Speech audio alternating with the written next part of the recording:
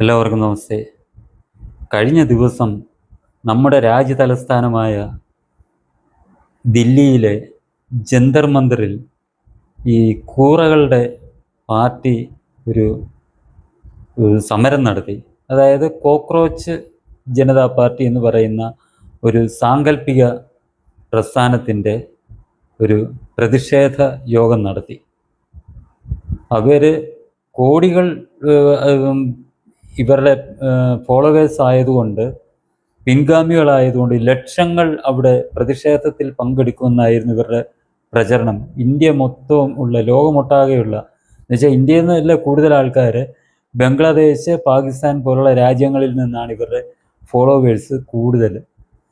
നമ്മുടെ ഇന്ത്യയിൽ നിന്ന് വളരെ തുച്ഛമായ ആളുകളെ ഉള്ളൂ. അപ്പോൾ ലോകം മൊത്തമുള്ള ഇവരുടെ അനുയായികളായിട്ടുള്ള പാർട്ടികൾ ഡൽഹിയിൽ പറന്നിറങ്ങും എന്നുള്ള ഒരു പ്രചരണം നടത്തി അവരൊരു പ്രതിഷേധം നടത്താൻ തീരുമാനിച്ചു. അപ്പം ഇവരുദ്ദേശിച്ചത് ഒരു കലാപമാണ്. എന്ന് വെച്ചാൽ പ്രതിഷേധത്തിന് അനുമതി സർക്കാർ നിഷേധിക്കും, അപ്പോൾ ഇവിടെ ഒരു കലാപം നടത്താം എന്നുള്ള ലക്ഷ്യത്തോടു കൂടിയാണ് രാജ്യവിരുദ്ധ ശക്തികളെല്ലാം കൂടി ഒത്തുചേർന്ന് ഈ ഒരു പ്രതിഷേധം എന്ന കലാപരിപാടി സംഘടിപ്പിക്കാൻ തീരുമാനിച്ചത്. ഇതിന് പിന്തുണയുമായിട്ട് നമുക്കറിയാം, ഒരു പാർട്ടിയുടെ ഒരു നേതാവ്, അവരുടെ പേര് ആനയല്ല, ആനിരാജ എന്ന് പറയുന്ന ഒരു നേതാവ്, CPI-യുടെ. നമുക്കറിയാം, കമ്മ്യൂണിസ്റ്റ് പാർട്ടി എന്ന് പറയുന്നത് തന്നെ ഈ ദേശവിരുദ്ധരാണ്. പിന്നെ CPM എന്ന് പറഞ്ഞ അടുത്ത ഒരു ദേശവിരുദ്ധ പാർട്ടി, അവരുടെ വിദ്യാർത്ഥി സംഘടന SFI. പിന്നെ ഇവരുടെ CPI-ML എന്ന് പറയുന്ന അടുത്ത കമ്മ്യൂണിസ്റ്റ് ദേശവിരുദ്ധൻ പ്രസ്ഥാനത്തിൻ്റെ വിദ്യാർത്ഥി വിഭാഗം, ഐസയോ അങ്ങനെ ഏതാണ്ടൊക്കെ ഉള്ള ഇതുപോലുള്ള ദേശവിരുദ്ധരെല്ലാം കൂടെ അതിന് പിന്തുണയുമായിട്ട് ചെയ്തു. പിന്നെ വേറൊരുത്തൻ ഉണ്ടായിരുന്നു, സോനം വാങ്ചുക്ക്. ലഡാക്കിൽ ഈ 4-5 ചെറുപ്പക്കാരെ കൊലയ്ക്ക് കൊടുത്തിട്ട് നേതാവായ ഒരു വിദ്വാൻ. ഇങ്ങനെ കുറേ പേര് അതിനകത്ത് പങ്കെടുത്തു. അതിൻ്റെ കൂട്ടത്തിൽ നമ്മുടെ വലിയ സ്വയം ഏതാണ്ടാണെന്ന് പ്രഖ്യാപിച്ച് നടക്കുന്ന ഒരു വിദ്വാനുണ്ട്, തെഹൽക്ക വീരൻ, ഒരു മാത്യു സാമുവൽ. ആ പേര് പോലും നമ്മൾ ഒരു ബഹുമാനവും കൊടുക്കാൻ ഒരു അർഹതയില്ലാത്തവനാണ് അവൻ. അതുകൊണ്ട് അങ്ങനെ അവനെ വിളിക്കാവത്തുള്ളൂ. അദ്ദേഹം ഒന്നോ ആ പേര് പോലും പറയാൻ പറ്റാത്ത പോലുള്ള ഒരു വിദ്വാൻ, അമേരിക്കൻ ഡീപ്പ് സ്റ്റേറ്റിൻ്റെ അനുസരണയുള്ള നായ, ഈ പാകിസ്ഥാൻ രാജ്യദ്രോഹികളുടെ നായ, പാകിസ്ഥാനിൽ നിന്നുള്ള അച്ചാരം വാങ്ങിയാണോ ഇവൻ പ്രവർത്തിക്കുന്നതെന്ന് തന്നെ നമ്മൾ സംശയിക്കുന്ന രീതിയിലായിരുന്നു ഓപ്പറേഷൻ സിന്ദൂർ സമയത്ത് ഇവൻ വാർത്ത ചെയ്തു. പാകിസ്ഥാന് വേണ്ടി നമ്മുടെ 5 or 8 വിമാനങ്ങൾ തകർത്തിട്ടു, അല്ല 7 or 8 വിമാനം പാകിസ്ഥാൻ തകർത്തിട്ടു എന്ന് പറയും. ഇവൻ അങ്ങ് ആഘോഷിക്കുമായിരുന്നു. ഇവൻ്റെ ഒരു ചാനലുണ്ട്, അതിലൂടെ യൂട്യൂബ് ചാനലിൽ കൂടി. അത്രമാത്രം ദേശവിരുദ്ധനാണിവൻ. ഇവന് ഇന്ന് ഒരു വീഡിയോ ചെയ്തു. എന്താണ് അവൻ അതിനകത്തിൽ ആ വീഡിയോയ്ക്ക് അതിൽ പറയുന്നത്? പാർട്ടികൾ പറന്നിറങ്ങി, പ്രധാനമന്ത്രി നരേന്ദ്രമോദിയും BJP-യും ഭയന്ന് വിറച്ച് കിടുങ്ങിയിരിക്കുന്നു, ആകെ ഭയന്നു. മറ്റേതാണ് RSS ഭയന്നു, അവർ ഭയന്നു. എന്നിട്ട് ഇവൻ പറയുന്നുണ്ട്, ഇവൻ ആ വീഡിയോയ്ക്കകത്ത് പല കാര്യങ്ങളും പറയുന്നുണ്ട്. എന്താണെന്നറിയോ? ഇതിൻ്റെ അഭിജിദ്ദിക്ക് അവിടുന്ന് വന്ന് ഇറങ്ങി, അമേരിക്കയിൽ നിന്ന് വന്ന് ഇവിടെ ഇറങ്ങിയപ്പം വിമാനത്താവളത്തിൽ 2 മണിക്കൂർ തടഞ്ഞു വെച്ചെന്ന്, ഇത് മുടക്കാൻ ശ്രമിച്ചെന്ന് 2 മണിക്കൂർ തടഞ്ഞു വെച്ചു. ഡൽഹി പോലീസ് ഭീഷണിപ്പെടുത്തി, RSS ഭീഷണിപ്പെടുത്തി, സർവത്രമായ ആൾക്കാരും ഇയാളെ ഭീഷണിപ്പെടുത്തി അത്രേ ഇതിൽ നിന്ന് പിന്മാറാനെന്ന്.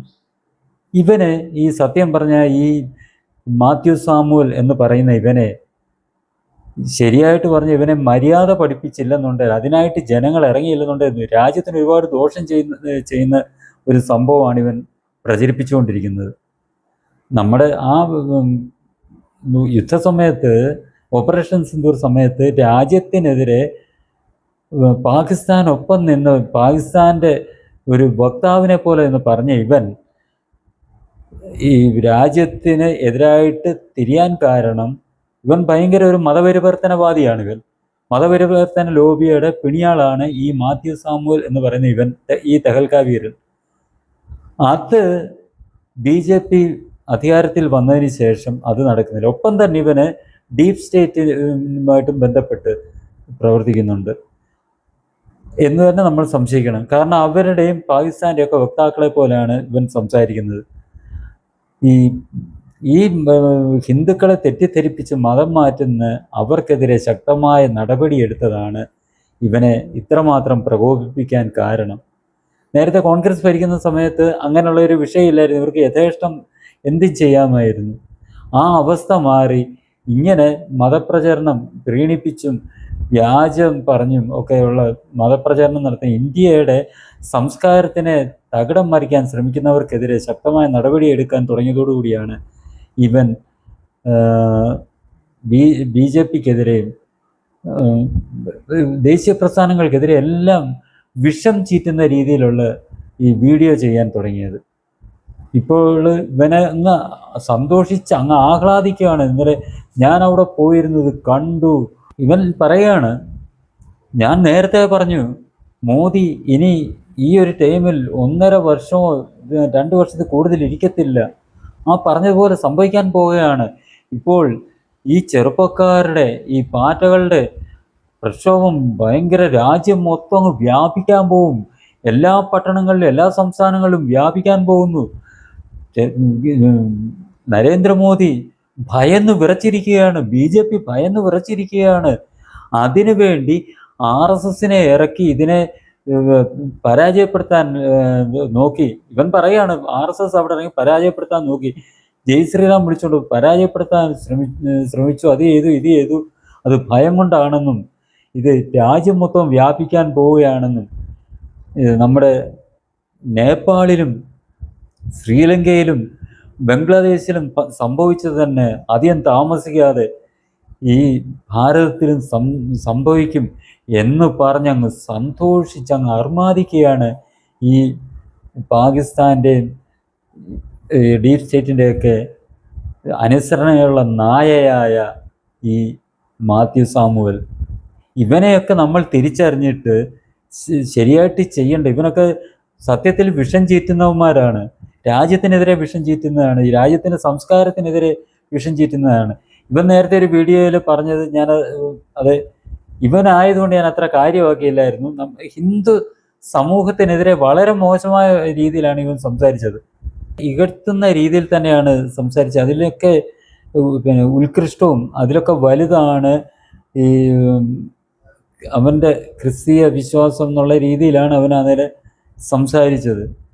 അതൊക്കെ അവൻ്റെ വിശ്വാസത്തിൻ്റെ ഭാഗമായിട്ട് നമുക്ക് കരുതാം. കാരണം ഇവന് ഒരു മതപരിവർത്തന ലോബിയുടെ ഭാഗമായതുകൊണ്ട് അതൊക്കെ നമുക്ക് മനസ്സിലാക്കാം. കാരണം ഇവനൊക്കെ എത്ര തലകുത്തി മറിഞ്ഞാലും ഈ ഹൈന്ദവ സംസ്കാരത്തെ നശിപ്പിക്കാൻ, അല്ലെ സനാതന ധർമ്മത്തിനെ നശിപ്പിക്കാൻ കഴിയുകയില്ല എന്ന് നമ്മൾക്കറിയാം.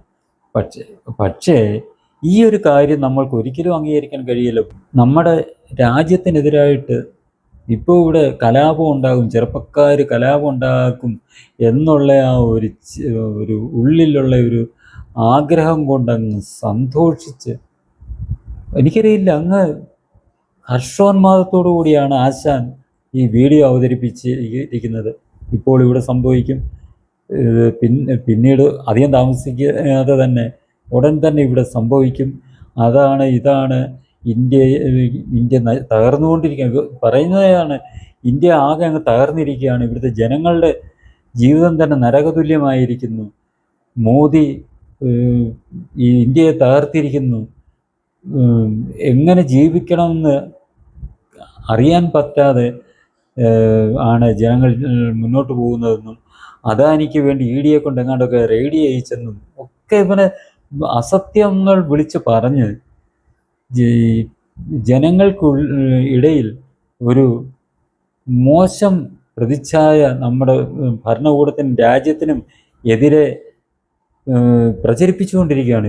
ഇതിനെ പറയുന്നു, ഇവിടുത്തെ ഇന്ത്യയിലെ മോദിയുടെ ഭക്തരായിട്ടുള്ള മാധ്യമങ്ങൾ ഇതിനെ തമസ്കരിച്ചെങ്കിലും, ഇന്നലത്തെ ഈ പാർട്ടികളുടെ ആ കൂറകളുടെ സമരത്തെ തമസ്കരിച്ചെങ്കിലും അമേരിക്ക പോലുള്ള വിദേശ രാജ്യങ്ങളിലെ മാധ്യമങ്ങൾ ഇതിനെ അങ്ങ് ഉയർത്തിക്കാട്ടി, വൻ സംഭവമായിട്ട് അങ്ങ് ഉയർത്തി കാട്ടി, ഇതാണെന്നും പറഞ്ഞ് എന്തോ സന്തോഷത്തോടു കൂടിയാണ് എന്നറിയാമോ ഇന്ത്യക്കെതിരായിട്ട് വിദേശ രാജ്യങ്ങളിലുള്ള മാധ്യമങ്ങൾ ഏതാണ്ടൊക്കെ അങ്ങ് ഉയർത്തിക്കാട്ടി എന്നൊക്കെ പറഞ്ഞ് സന്തോഷിക്കുകയാണ് ഇവൻ ചെയ്യുന്നത്. ഇവനെയൊക്കെ മര്യാദ പഠിപ്പിക്കാൻ യഥാർത്ഥത്തിൽ സർക്കാർ തയ്യാറാകണം, ജനങ്ങളും തയ്യാറാകണം ഇവനെയൊക്കെ മര്യാദ പഠിപ്പിക്കാൻ. കാരണം സർക്കാർ എന്തെങ്കിലും നടപടിയെടുക്കാൻ പോയി കഴിഞ്ഞാൽ ഇരിപ്പുണ്ടല്ലോ ഒരു കോടതി, ഉടനെ കോടതി ഇടപെടുമല്ലോ. ഒരു രാജ്യദ്രോഹിയെ പിടിച്ചകത്തിട്ടാൽ കോടതി ഇടപെടും. കാരണം നമ്മൾ കണ്ടതാണ് മീഡിയ 1 ചാനലിൻ്റെ കാര്യം. ഇന്ത്യക്കെതിരായിട്ട് പ്രവർത്തിച്ച് ഇന്ത്യയെ നാണം കെടുത്തിയ, ഇന്ത്യക്കെതിരായിട്ട് ഐക്യരാഷ്ട്രസഭ വരെ പാകിസ്ഥാൻ ഉന്നയിച്ച ഒരു വ്യാജ വാർത്ത, നമ്മുടെ രാജ്യത്തിനെതിരെ വ്യാജപ്രചരണം നടത്തിയ ആ ചാനലിനെതിരെ സർക്കാർ നടപടി സ്വീകരിച്ചപ്പോൾ അത് അവരുടെ അഭിപ്രായ സ്വാതന്ത്ര്യമാണ് എന്ന് പറഞ്ഞ് അവർക്ക് അനുകൂലമായ നിലപാടെടുത്തതാണ് നമ്മുടെ സുപ്രീം കോടതി. അത് വെച്ച് നമ്മൾ മനസ്സിലാക്കുക, ഇവിടെ ഏതൊരുത്തൻ രാജ്യദ്രോഹ പ്രവർത്തനം നടത്തിയാലും സുപ്രീം കോടതിയിൽ പോയ സുപ്രീം കോടതി അത് അഭിപ്രായ പ്രകടനം, അവൻ്റെ അഭിപ്രായ സ്വാതന്ത്ര്യമാണ് എന്ന് പറഞ്ഞ് രാജ്യദ്രോഹികൾക്ക് അനുകൂലമായിട്ടുള്ള നടപടി എടുക്കും, നിലപാട് സ്വീകരിക്കും.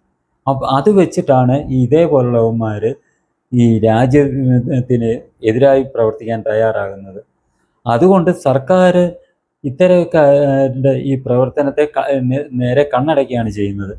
കാരണം അവർ നടപടി എടുത്തുകൊണ്ട് പ്രയോജനമില്ല, ഒരു ഫലവുമില്ല. സുപ്രീം കോടതി ഉടനെ ഇടപെട്ടിട്ട് ആ നടപടി രാജ്യദ്രോഹ പ്രവർത്തനത്തിനെതിരായിട്ട്, ഈ രാജ്യത്തിന് എത്രമാത്രം ദോഷം ചെയ്യുന്ന നടപടിയാണെന്നുണ്ടെങ്കിലും അതിനെതിരെ സർക്കാർ നടപടിയെടുത്താൽ സുപ്രീം കോടതിയിൽ ചെന്ന് കഴിയുമ്പോൾ സുപ്രീം കോടതി അത് ആ നടപടി ഈ വിധിയിലൂടെ ഇല്ലാതാക്കും. അപ്പോൾ ഈ രാജ്യദ്രോഹികൾക്ക് മനസ്സിലായിട്ടുണ്ട്, എന്ത് രാജ്യദ്രോഹ പ്രവർത്തനം നടത്തിയാലും അത് അഭിപ്രായ സ്വാതന്ത്ര്യമാണെന്ന് പറഞ്ഞ് സുപ്രീം കോടതി തങ്ങളെ അനുകൂലിക്കും എന്നുള്ള ഒരു ധൈര്യത്തോടു കൂടിയാണ് ഇവനൊക്കെ ഈ രീതിയിൽ രാജ്യത്തിനെതിരായിട്ട് സംസാരിക്കുന്നത് എന്നുള്ളത് പൊതുജനങ്ങൾ നമ്മൾ മനസ്സിലാക്കുക. അങ്ങനെ നമ്മളാണ് ഇത്തരക്കാരെ മനസ്സിലാക്കി സമൂഹത്തിൽ ഇവനൊന്നും ഒന്നുമല്ല എന്ന് ഉള്ള ഒരു പാഠം പഠിപ്പിക്കേണ്ടത്. ഇവനെയൊക്കെ കണ്ടാൽ നമ്മൾ മൈൻഡ് ചെയ്യും. ഇവൻ്റെയൊക്കെ വിചാരം ഏതാണ്ട് വലിയ സംഭവമാണ്, ഞാൻ വലിയ സംഭവമാണെന്നുള്ള വിചാരിക്കുന്ന ഇവനെയൊന്നും നമ്മളത്ര കാര്യമൊക്കെ ഇവനെയൊന്നും പൊക്കിക്കൊണ്ട് നടക്കുക, വളർത്തിക്കൊണ്ട് വരാതിരിക്കാൻ നമ്മൾ ശ്രമിക്കുക. അതുമാത്രമേ ഉള്ളൂ ഇത്തരം രാജ്യദ്രോഹികളുടെ നാമടപ്പിക്കാൻ നമ്മൾ രാജ്യസ്നേഹികളായിട്ടുള്ള ദേശാഭിമാനികളായിട്ടുള്ള ജനങ്ങൾക്ക് ചെയ്യാൻ സാധിക്കുക.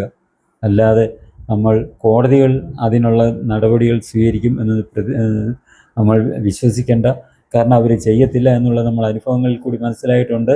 അതുകൊണ്ട് ഇത്തരക്കാരുടെ കെണിയിൽ ചെന്ന് ചാടാതിരിക്കാൻ നമ്മൾ നമ്മുടെ അടുത്ത തലമുറയുമാണ് ശ്രദ്ധിക്കേണ്ടത്. ഈ ചാനൽ നിങ്ങൾക്കിഷ്ടമായെങ്കിലും പുതിയ വീഡിയോകൾ ലഭിക്കുന്നതിനും ചാനൽ സബ്സ്ക്രൈബ് ചെയ്യുക. തുടർന്നു വരുന്ന ബെൽ ബട്ടണുകളിലും അമർത്തുക.